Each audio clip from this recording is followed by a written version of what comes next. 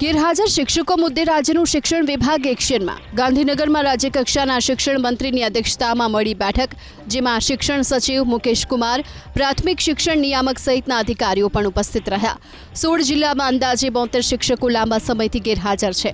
હજુ તપાસ ચાલતી હોવાથી ગેરહાજર શિક્ષકોનો આંક 200 પર પહોંચી શકે છે। બેઠક બાદ અધિકારીઓએ તો કંઈ પણ કહેવાનું ટાળ્યું, પરંતુ શિક્ષણ મંત્રી પ્રફુલ પાનસેરિયાએ દાવો કર્યો કે ગેરહાજર એક પણ શિક્ષકને પગાર નથી ચૂકવાતો। આવા શિક્ષકો સામે કડક કાર્યવાહી કરાશે। આ તરફ કોંગ્રેસ પ્રવક્તા મનીષ દોશીએ રિયલ ટાઈમ મોનિટરિંગ અને વિદ્યા સમીક્ષા મોડેલ પર સવાલ ઉઠાવ્યા। વર્ષ 2019 થી 2022 દરમિયાન લાંબા સમય સુધી ગેરહાજર રહેનારા 134 શિક્ષકોને ઘર ભેગા કરાયા હતા।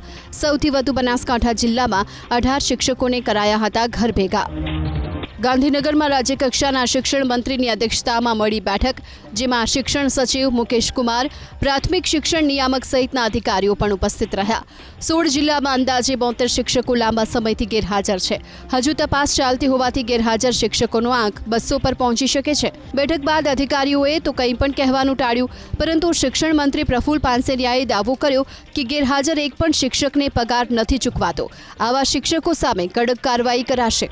આ તરફ કોંગ્રેસ પ્રવક્તા મનીષ દોશીએ રિયલ ટાઈમ મોનિટરિંગ અને વિદ્યા સમીક્ષા મોડેલ પર સવાલ ઉઠાવ્યા। વર્ષ 2019 થી 2022 દરમિયાન લાંબા સમય સુધી ગેરહાજર રહેનારા 134 શિક્ષકોને ઘર ભેગા કરાયા હતા।